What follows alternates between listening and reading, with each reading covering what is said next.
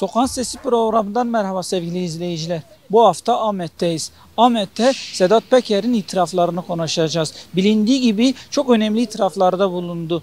Kürt iş adamlarına yönelik yapılan saldırılar, faili meçhul cinayetleri ve Mehmet Ağar'a dair önemli itirafları vardı. Biz de bu hafta Ahmet'te bu itirafların ne anlama geldiğini, Kürtlere yönelik saldırılar ne anlama geldiğini, faili meçhul cinayetlerini, Savaş Buldan, Uğur Mumcu gibi faili meçhul cinayetleri kimler işledi, kimlerin parmağı vardı, tüm bunları Ahmet halkına soracağız. Gelin şimdi hep beraber bakalım Ahmet halkı ne diyor, ne düşünüyor, tepkisi nedir? Gel hep beraber bakalım.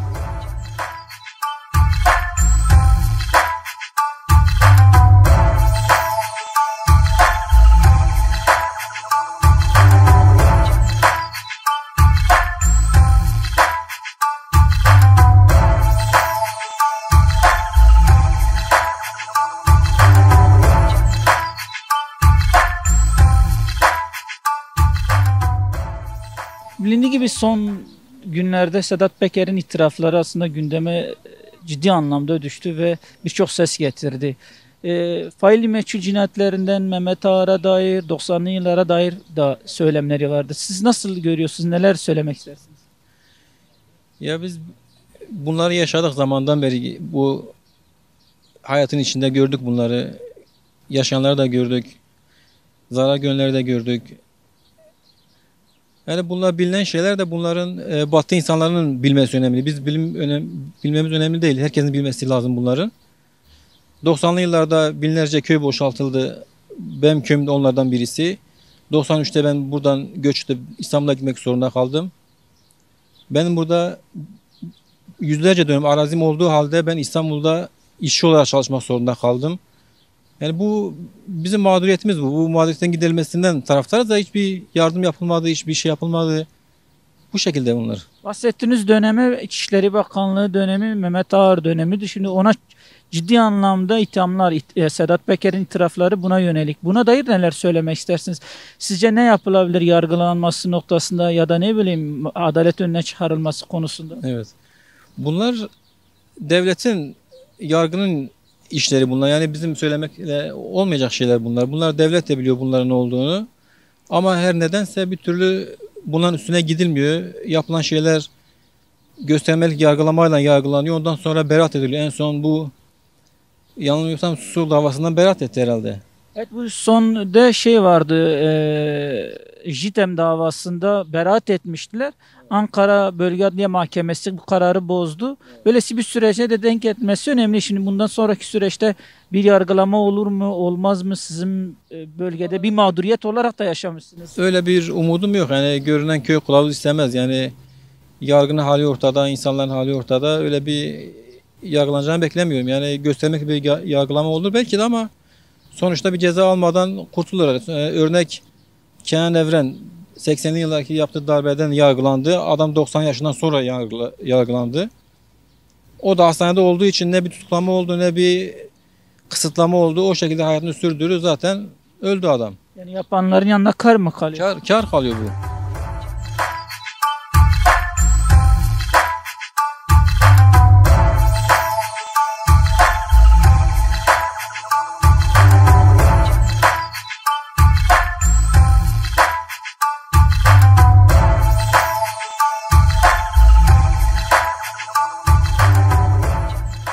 Sedat Peker'in itirafları sonrasında biz de bu hafta Ahmet'te halkın ne düşündüğünü, özellikle 90'lı yıllarda işlenen faili meçhul cinayetleri, Kürt iş adamlarının katledilmesini soruyoruz. Yanımda iki kişi daha var, onlara da soralım bakalım onlar ne düşünüyor Sedat Peker'in itirafları noktasında. Konuştuk aslında kamera kayıtları açılmadan önce. Sedat Peker'in itirafları oldu birçok yönde, hem JITEM'e dair, Mehmet Ağar'a dair, Kürt iş adamlarına dair bu yönlü itirafları oldu. Neler söylemek istersiniz? Şimdi açıkça söyleme gerekirse bu Sedat Peker'in anlattığı olayları biz bunların daha önce de olduğunu, devletin şemsiyesi altına sığınıp da bunu yapan insanlar olduğunu biz daha önce de biliyorduk. Fakat Sedat Peker'in açıklamasıyla daha da gün yüzüne çıktı. Ki onun anlattıkları da bize göre tabii, bana göre, benim fikrime göre, düşüncem, bu benim kendi kişisel düşüncem. Anlattıkları hepsi doğrudur. Yani şimdi zaten Sedat Peker her şeyi açıklıyor zaten. Hepsini tek yok öyle değil ha diyorlarsa da çıksınlar anlatsınlar ama Binali Yıldırım diyor ki yani gitmediğini itiraf etmiyor. Diyor oğlum Venezuela'ya gitti ama diyor testleri götürdü, maske götürdü. Siz buna inanıyor musunuz? inanma karşısından bunlara inanmıyoruz ki zaten. Bunlar açıkça yalandır abi. He. Siz ne diyorsunuz? Yani nasıl yalan? Hep yalandır. Ben bunun yalan olduğunu net iyi biliyorum. Nasıl biliyorum? Zaten bunların önce de olduğu bellidir. Biz kendi aynı daim de burada canlı şahittir. Biz kendi aramızda otururken biz dedik bu Türk halkı bu kadar hemmek mi? Bunları hiç görmüyor mu?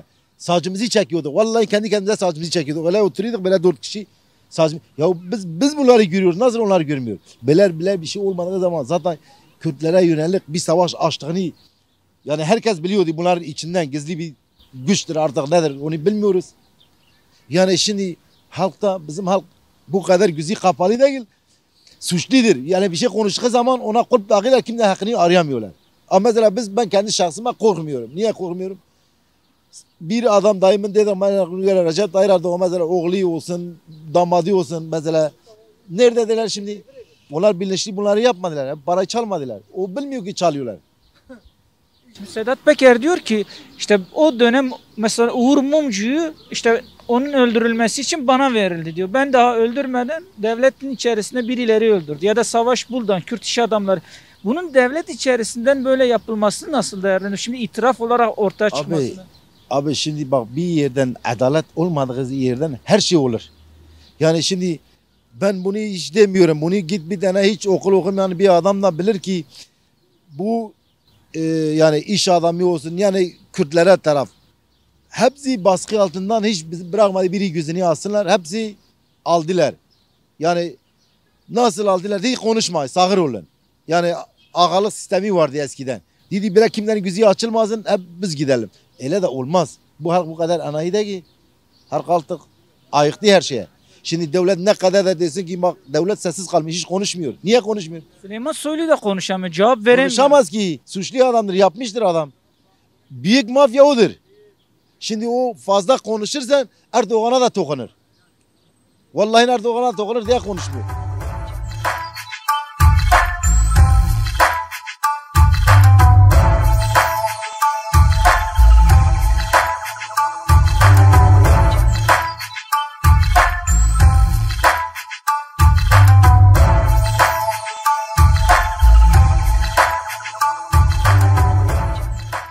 Şimdi biliyorsunuz son günlerde Sedat Peker'in itirafları gündeme düştü. Ciddi anlamda da bazı açıklamaları oldu. Özellikle Kürt iş adamlarının faili meçhule gitmesi, JITEM'in 90'lı yıllardaki yapılan faili meçhullere dair ciddi açıklamalar oldu. Siz neler söylemek istersiniz bunlara dair? Bunlar gerçek değil mi? Saklanamaz ki. Yani Diyarbakır'da hemen hemen 2000 insan öldü. Faili meşhurdan.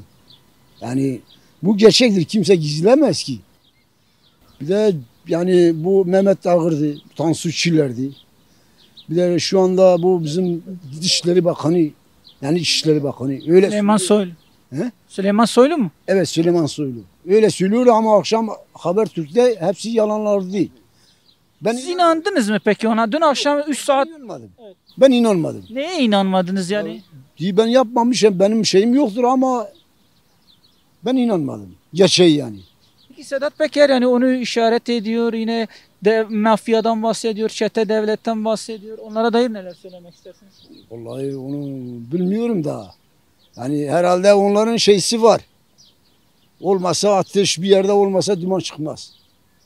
Hani şey olmasa olmuyor. Şimdi bir önceki dönem Başbakanı Binali Yıldırım'ın oğlundan da bahsediyor. İşte Venezuela'ya gittiği söyleniyor. Uyuşturucu falan getirip götürüldüğü işi yaptığı söyleniyor. Buna dair neler söylemek? Siz bunu da akşam açıkladı, yalanladı ama işte o dönemde gitmiş. Diyor ki ben maske götürmüşüm, test kiti götürmüşüm. Doğru mu yani? Bu size gerçekçi geliyor mu? Ya vallahi bana göre inandırıcı geliyor ama onlar yalandır. Bana göre.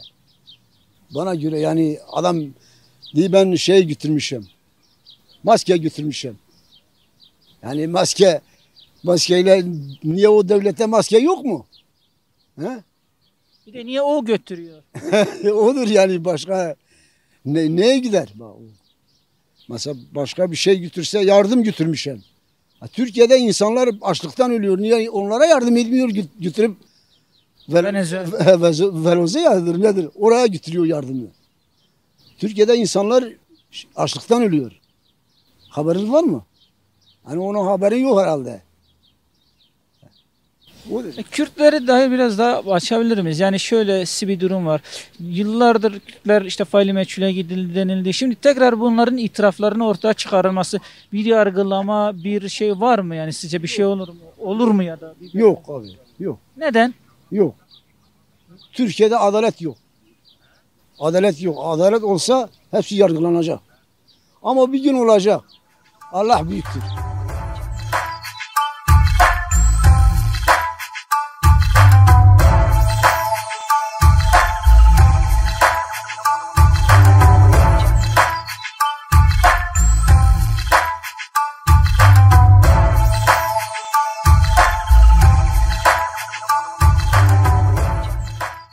Bilindiği gibi Sedat Peker'in ciddi itirafları vardı. Yani Kürt iş adamlarının katledilmesine dair, Mehmet Ağar'a dair, Süleyman Soylu'ya dair ciddi itirafları vardı. Neler söylemek istersiniz? Bu evvelden beri bilinen bir şey. Devletin arka plandaki yaptığı ilişkiler mafya üzerinden, dış devletler üzerinden yaptığı evvelden beri bilinen bir şey. Mehmet Ağar'ın 90'larda yaptığı katliamları Kürt halkı da biliyor, tüm dünya da biliyor bunu. Bunu Sedat Peker'in açıklaması tabii ki iyi oldu. Var olan iç yüzlerini gösterdiler. Bu dünya tarihinde var olan gerçeklerdir. Kürt halkı bunu gayet iyi biliyor. Sedat Peker'in bunları açıklamasının tabii ki sebepleri var. Ne gibi sebepleri Bunun var? sebepleri nelerdi? Bunlar AKP hükümetiyle böyle açıklamak gerekiyorsa planları bozulduğu için, yaptıkları planlar bozulduğu için, anlaşamadıkları için bu AKP MHP'nin ittifakı üzerinde Alaaddin Çakıcı'yı bıraktıktan sonra Sedat Peker'in bunların var olan ilişkileri açıklamasına... Kişisel çıkar ilişkileri mi bozuldu mu? Tabii ki bozuldu. Şimdi bunları Sedat Peker niye açıklıyor? Sedat Peker var olan gerçekleri anlatıyor. Tabii ki faili meçhul de yapmışlar. Uyuşturucu baronlarıyla işbirliği içerisindedirler, ihale içerisindedirler, cinayetler yapmışlardır. Bunu kendisi açıklıyor. Bunu sen açıklamıyoruz. Kürt halkı bunu açıklamıyor. Bunu kendisi açıklıyor. Diyor ki bunu ben yaptım. İçişleri Bakanı yaptı, Mehmet Ağar yaptı, Binali Yıldırım'ın oğlu yaptı. Bunları açıklıyor. Açıklamasının tek bir sebebi var. MHP'nin Alaaddin Çakıcı'yı bırakmasından AKP hükümetinin Alaaddin Çakıcı'yla işlerini yürütmesi üzerine Sedat Peker'in bunlardan ayrılmasının üzerine bunlar açıklanılıyor. Yoksa açıklanmazdı. Bunlar ittifaklarına devam ederlerdi. Süleyman Soylu özellikle diyor bunlar doğru değil. İşte tabii neden doğru olmadığını da söylemiyor. Sadece doğru değil diyor. Ya da diyelim Binali Yıldırım diyor benim oğlum Venezuela'ya gitti ama maske götürdü. Ne kadar doğru geliyor sizce? Hiç kimse kendi evladını siyasete bu tür şeylere alet etmez. Kendi ailesini korur, arka plana atar. Şimdi bunu soralım o zaman. Damadı nerede? Cumhurbaşkanı Recep Tayyip Erdoğan'ın damadı nerede? 128 milyon dolar ortadan kaybolurken nereye gitti? Neden bir açıklama yapmadı? Henüz böyle bir açıklama yokken tabii ki Binali Yıldırım maske götürdüğünü, uyuşturucu götüreceğini söylemez. Kendisinin bir siyasi rolü vardır burada. Kendi siyasi rolünü korumak amaçlı bunları hiçbir zaman da söylemezler. Bunlar arka planda var olan gerçekler. Sedat Peker'in açıkladığı diyor ki ben bunu yaptım. Eğer biz demokrasi bir ülkesinde yaşamış olsaydık böyle bir açıklamaya bir soruşturma açılırdı. Ama ne yazık ki böyle bir cumhurbaşkanı... Neden bir soruşturma dahi açılmıyor sizce? Bunu farkındaysanız muhalefet tepki veriyor. Sedat Peker açıklıyor ama bir cumhurbaşkanından bir kelime söz duydunuz mu? Bunun sebebi ne sizce? Bunun sebebi AKP'nin bitiş olması, bitmek üzere olmasını koruyor olmasından kaynaklanıyor bu. Yani bunu niye açıklamıyor? Bir ülkenin cumhurbaşkanı ve artı AKP'nin genel başkanıdır. Bu AKP milletvekilinin oğlunun, AKP milletvekilinin yaptığı işlerden dezenfektanın kendi bakanlığına satılması, 128 milyar doların nerede olması, bakanlığın ortada kaybolması, AKP'li üyelerin veya bakanlarla fotoğrafı çıkıp eroin, kokain çekmelerinin, bunların bir açıklaması vardır tabii ki. AKP'nin bitmiş olmasıdır. Bunların açık çıkmasından kaynaklı Cumhurbaşkanı Recep Tayyip Erdoğan'dan bir kelime ses çıkmıyor.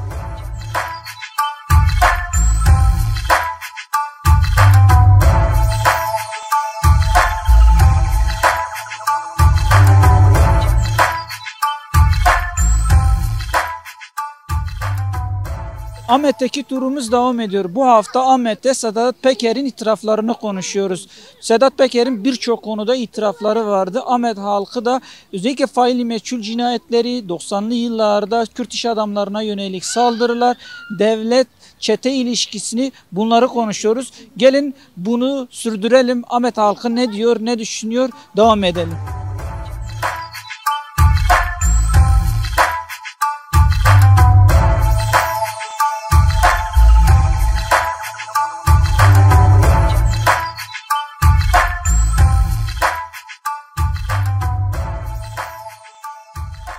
Bilindiği gibi son günlerde Sedat Peker'in itirafları vardır. Hem 90'lı yıllara dair, faili meçhul cinayetlerine dair, Kürt iş adamlarının katledilmesine dair, Mehmet Ağar'a dair ciddi açıklamalar var.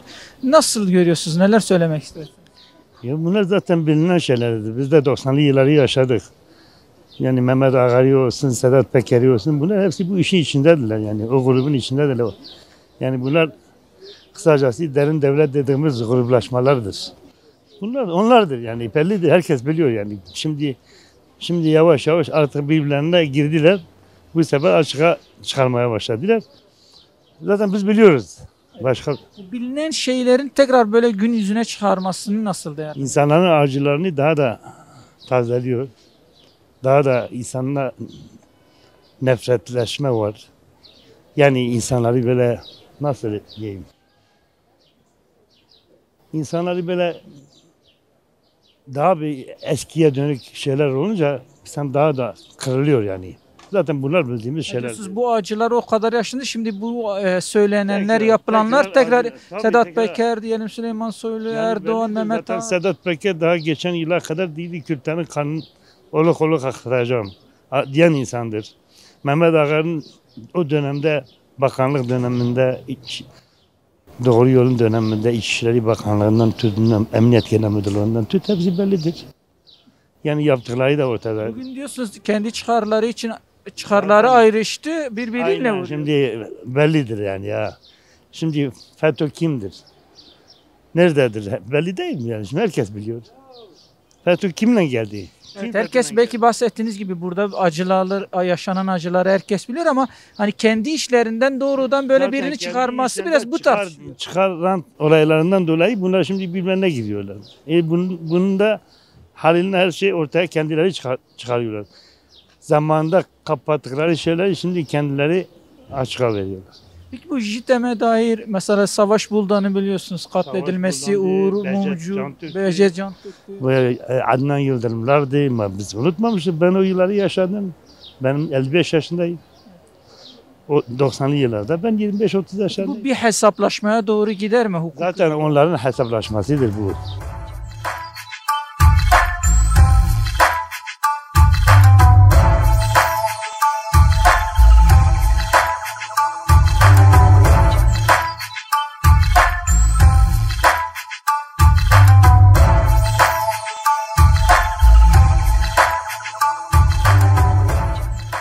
Bildiğim gibi son günlerde Sedat Peker'in itirafları var ve çok konuda açıklamalarda bulunuyor.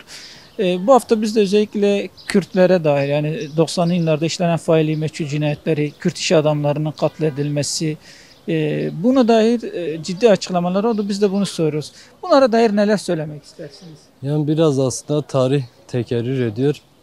Biraz bir Susurluk vakasına benziyor. Mafya ve siyaset ilişkilerini tekrardan yaşıyoruz aslında.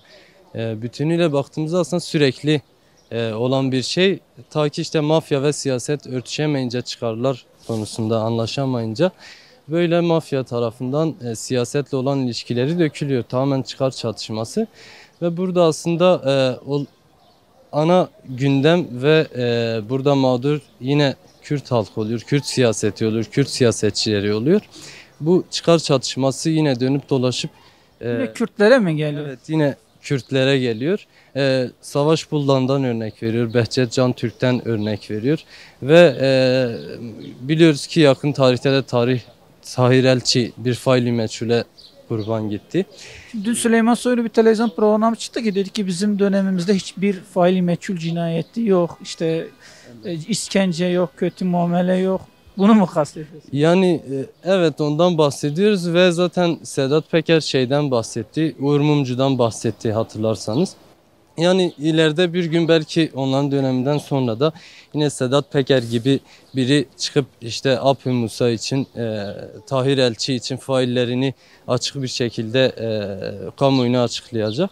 Ve elbette her zamanki gibi cezasız kalacaklar. Yani, Siz cezasız kalacağını mı düşünüyorsunuz? öyle oldu. Şimdiye kadar hep öyle oldu. Yani Savaş Buldan'da, Behçet Can Türk'te 90'lardaki birçok faili meçhul de hala aydınlatılmadı. Hatta davaların üzeri örtüldü. Bir devlet geleneği olarak sürdürülüyor aslında. Hükümetler değişse de, siyaset farklı bir şekilde dizayn edilse de aslında mafya siyasetin faili meçhul aracı olarak kullanılıyor ve mafya bundan işte çıkar elde ediyor. Uyuşturucu taşırken veya işte fuhuş yaptırırken, işte kaçakçılık yaptırılırken mafya bunda aslında bir şey alıyor aslında, devletin kolluk gücünden veya mahkemelerinden bir kaçma yöntemi olarak görüyor. Yani kirli işler mafyaya yaptırılıyor siyaset eliyle ve siyasetle mafya aslında illegal alanda alan açıyor, boşluk yaratıyor.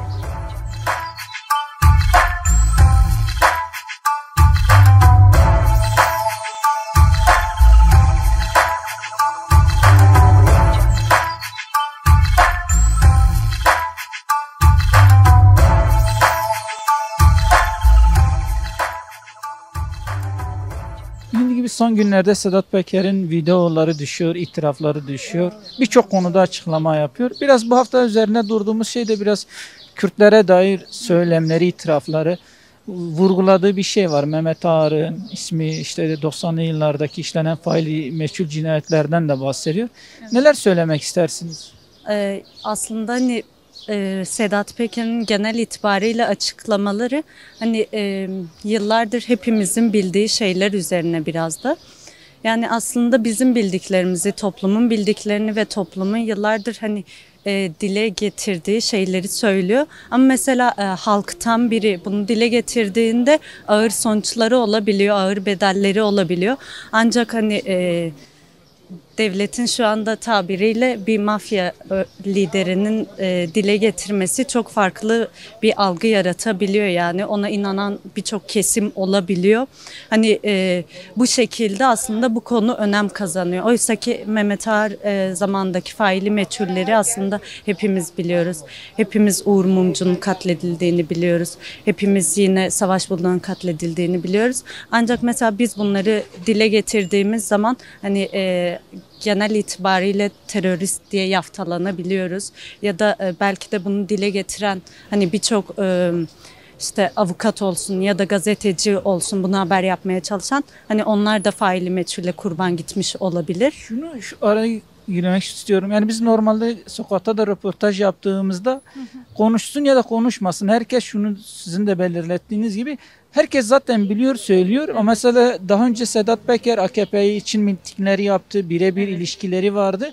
Şimdi de tekrar onların içerisinde çıkar ilişkileri ters düşünce bunları söyleyince halktan daha fazla bir şey oluyor. Yani hem dikkat çekiyor hem de aslında bilinenlerin tekrar dile getirilmesi noktasında bir şeyler söylüyor. Bunu nasıl da görmek lazım, nasıl okumak lazım? Aslında bu biraz şey gibi, hani yüzyıllardır aslında hani devletin geleneğinde bu var yani. Biz dile getirdiğimiz zaman hani bizi de kötülüyorlar. Ama mesela kendi içlerinden biri dile getirildiği zaman da hani onlar onu ne kadar da saf dışı bırakmaya çalışsa halk biraz daha belki de o insana inanabiliyor. Neyden dolayı inanıyor halk? Çünkü halk şunu düşünüyor. Bu onların içindendi. Ona rağmen bugün gelmiş bunları söylüyor. Belki de bir doğruluk payı var. Şunu düşünüyor musun dışarıdan bir gözle? Yani bunlar ne kadar da kirli işler yapmış. Bunlar ya onu hani hepimiz artık bence farkındayız yani. Zaten daha önce özelde Kürt halkı olarak biz hani bunu biliyorduk. Çünkü hani faili meçhuller bir tek hani bunlarla sınırlı değil. 90 zamanı olduğu gibi 2000'lerde de hala daha faili meçhuller devam ediyor. Hani Kürt halkı olarak biz zaten bunları sürekli olarak yaşıyoruz. Ancak bu belki de biraz daha Türk halkının veya işte Türkiye'deki başka halkların belki de biraz gözünün açılmasına vesile olur. Benim açımdan açıkçası Sedat Peker'in açıklamalarından sonra pek bir değişiklik olmadı. Çünkü hani Değişiklik olmamasının sebebi şu mu? Mesela biraz önce dediniz ki halen faili meçhul cinayetleri olur ya da faili meçhul. Dün Süleyman Soylu katıldığı bir programda işte bizim dönemimizde faili meçhul cinayetleri yok, işte kötü muamele yok, işkence yok gibi bir şey açıklamaları da bulundu. Ya, nasıl görmek lazım? bence hani bu açıklamayı çok ciddiye almamak gerekiyor. Neden çok ciddiye almamak gerekiyor? En basitinden 3-4 gün önce hani Dersim'den bir video ortaya çıktı. Bir kadın sokak ortasında polisler tarafından hani yani alenen işkence ediliyordu ki hani işkencenin tanımına baktığımız zaman da zaten hani bir devlet memuru eliyle kişiye ruhen veya bedenen hani acı verilmesidir ki zaten hani sürekli olarak bir gözaltıda olsun ya da hani sokakta herhangi bir şekilde yürüyen insanlar olsun yani protesto ve gösteri yürüyüşü hakkı insanların en temel hakkıdır ve insanlar bunun için herhangi bir şekilde hiçbir kurumdan, hiçbir kişiden izin almadan bunu gerçekleştirebilirler. Ama böyle bir temel ve insani bir hakka bile işkenceyle müdahale eden bir yapı var karşımızda ve buna rağmen hani çıkılıp deniliyor ki işkence yok. Yani açıkçası insan biraz da şey oluyor yani benim gördüklerimle bu halkın yani yüzyıllardır yaşadığı sorunlar ne yani. O yüzden ben bu açıklamaya açıkçası bir değer atfetmiyorum yani. Bana biraz hani gerçeklikten uzak yine yapılanı örtbas etme gibi geliyor.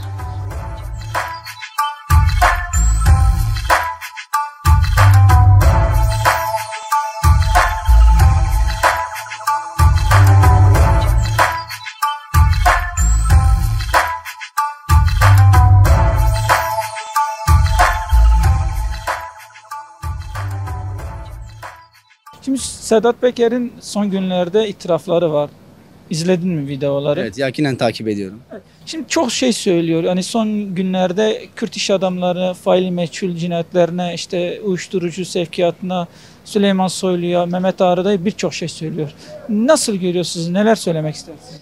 Ya zaten aslında geç kalınmış itiraflar bunlar. Türkiye'nin birçok insanın bildiği ya da haberdar olduğu lakin çekindiği için konuşamadığı mevzular bunlar. Bir nevi onlar için dile geldi. Tabii Sedat Peker bunu samimiyetiyle yapmış bir durumda değil. Yaşamış olduğu sıkıntıların neticesinde artık kendini de karşısında bilgi sahibi olduğu insanları da yakma derecesine geldi.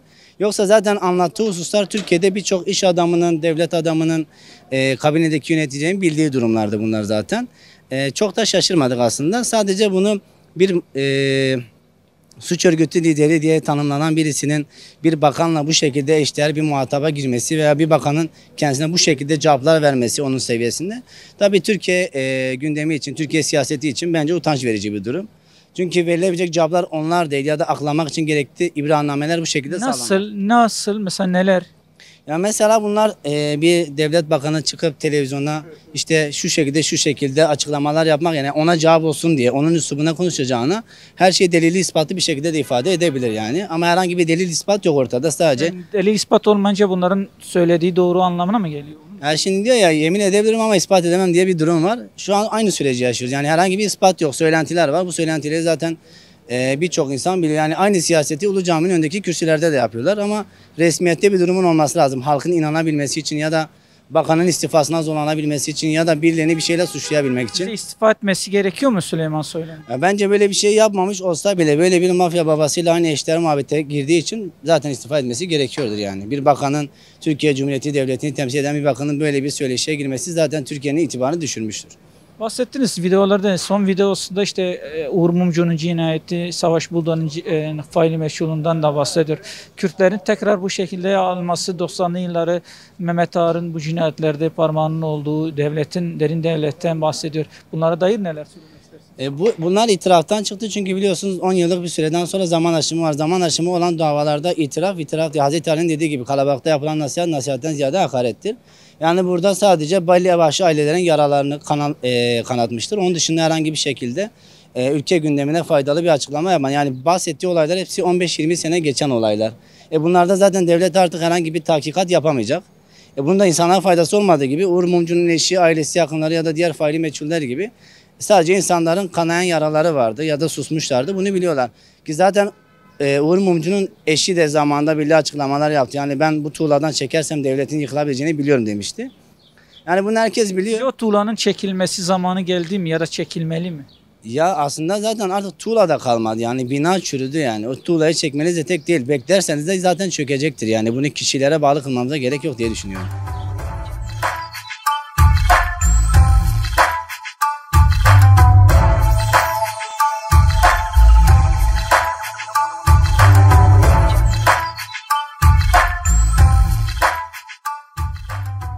Sokağın Sesi programda bu hafta Ahmet'teydik. Ahmet'te bu hafta Sedat Peker'in itiraflarını konuştuk. Özellikle 90'lı yıllarda işlenen faili meçhul cinayetleri, Kürt iş adamlarının faillerine ortaya çıkarılmaması noktasında itiraflarını konuştuk. Ahmet halkı 90'lı yıllarda işlenen faili meçhul cinayetlerinin bir an önce aydınlatılıp faillerin adalet önüne çıkarılması noktasında ortak bir fikir ortaya koydu. Yine Sedat Peker'in bahsettiği Kürt iş adamlarının katledilmesi de Kürtler tarafından bilindiği ama Sedat Peker'in itiraflarıyla tekrar gündeme gelmesi önemli oldu ve faillerin adalet önüne çıkması için çağrıları vardı. Ahmet'te bu hafta bunları konuştuk. Haftaya başka bir programda görüşmek dileğiyle hoşça kalın.